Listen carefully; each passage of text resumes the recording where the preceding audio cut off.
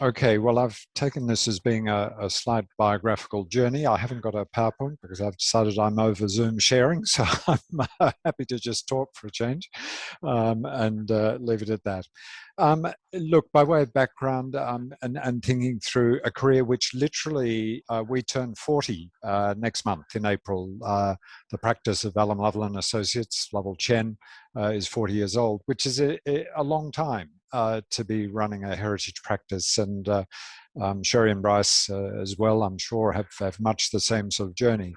My practice started back after I graduated from, in fact, the building course. I'm not an architect, I'm a Bachelor of Building qualification.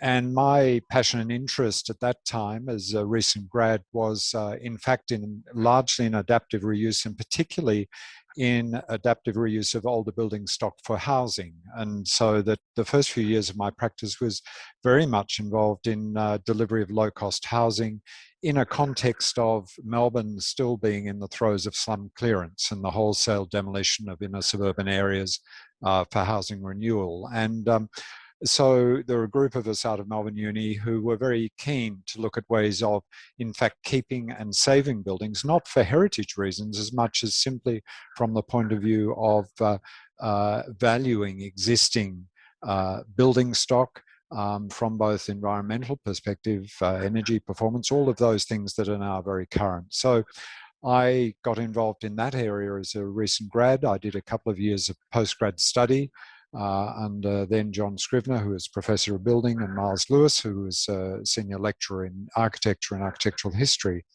And the focus of that work was on really the physical nuts and bolts of heritage and conservation, physical conservation of places.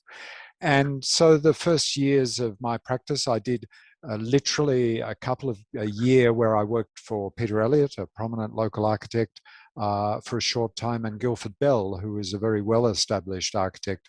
I decided that wasn't quite the life for me, working in an architectural office or in a conventional one, and branched out and set up in practice myself. The 70s was very much a phase of the beginnings, in a way, of formal heritage legislation. At a Commonwealth level, the Commonwealth government introduced the Australian Heritage Commission as a result of the Hope Inquiry.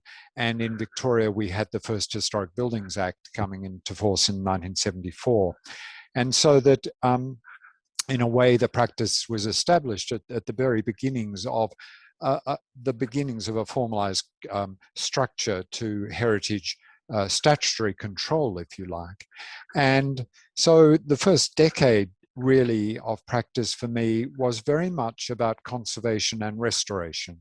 And it was at a time where heritage was really focused on, was seen as architectural, if you like. There was a real focus on physical place, on how to conserve and restore buildings. And this was worldwide. This was the period where, in many ways, architects led the heritage debate and discussion. And that over time changed. The practice grew. It became an architectural practice in 1981 when Richard Allom, a practitioner in Queensland, and I joined forces, and the firm Allom Lovell Associates was born in April 1981. And that came from, I guess, an interest I had. Well, my background was building, and I was very interested in the nuts and bolts of physical conservation. I also had a real interest in adaptive reuse and the notion of the interface of contemporary architecture with historic buildings. And I've always had that and maintained that. My interest is really very much in how heritage places are given a future, a live into the future, are able to be adapted, reused, extended, modified, restored on occasions. But it is about ensuring that heritage is relevant and viable. And so that the practice, as it has evolved, has stayed in that territory. In the 80s, we were responsible for a range of very high-profile projects.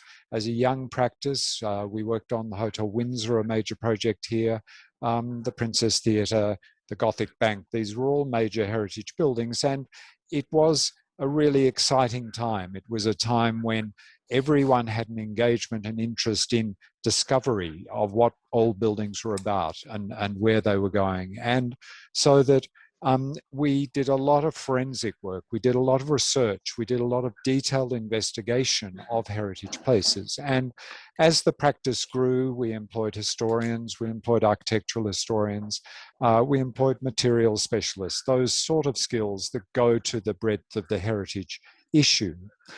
I think that also that was aligned with where the society and community was going in terms of buildings, in that there was great interest in the community about restoring and rediscovering. And so part of the practice we developed was a specialty in interiors, in decoration, in doing investigation of decoration.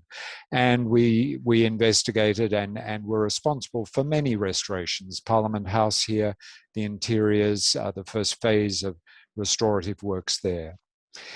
The world, though, I guess, shifted, and this is what is interesting in reflecting on 40 years, is that the heritage proposition constantly morphs and changes, and that the priority given to architecture in heritage began to decline. What came to the fore was a far greater interest in history, in historic value, and in aspects of heritage that perhaps had sat slightly back and now came forward. And so that others very much joined the field. So this was not just architects talking about heritage. This was now historians, people interested in broader environmental issues, involved in social value, in the intangible nature of heritage. And so that the whole practice of heritage shifted, and we shifted with it. And I think in the 90s, particularly, we began to develop the practice in areas of strategic advice, of advising larger owners of heritage places on how they should think about heritage and how they should think about their places. And so there was a lot of writing of conservation management plans, of reports, of master planning, of looking at issues like interpretation.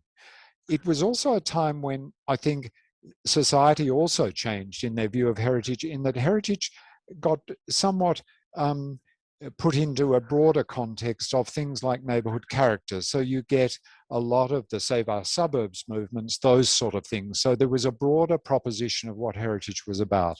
And so we had to adapt as a practice, and we had to begin to look at offering a different range of skills, and also ourselves rethink what we were doing. And so that we became very involved in the broader studies, the broader thinking about heritage that was going on. We progressed and grew as a practice. We now, as a practice, are some 40 people. And part of that growing was, in fact, bringing on board Kai Chen, my partner, who was very much, at the time, recognized very highly for his design skills. So Chen brought to the practice something that I'd always wanted, this very great interest in contemporary architecture and how it interfaces with traditional historic heritage places.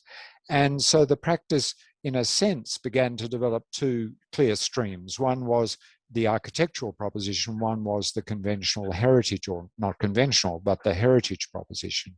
And so that our work interests were very much not only in research and study, but also in delivering. And so that we undertook a number of projects, some for Melbourne University, the Melbourne University boat shed, the graduate school in the 1888 building, where we were doing alterations, additions. So we were practicing what we believed in as being an approach to heritage. 2000s, and really moving forward, I think the practice then and now is very much a practice that people go to for very much this strategic advice on what are often the very challenging issues of heritage. What do you do with high-rise towers? What do you do with postmodern heritage?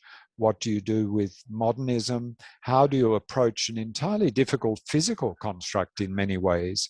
And a sense that heritage is rapidly getting closer to us. our most recent projects include advice on Federation Square, one of the most recent places to be listed for heritage reasons. And so again, I think as a practice, we've needed to shift and rethink and look at very much contemporary heritage, this proposition that the thinking, a firm that developed very much immersed in the 19th century proposition, early 20th century, to one that now deals with buildings that are of the 1960s, 70s, 80s. And so that has again involved a rethinking about the approach, and also the very challenging issues that face Melbourne in particularly, issues like facade retention, development behind facades. What is acceptable? What are the impacts of this sort of approach? And so that's become a focus of the practice as part of what we do now.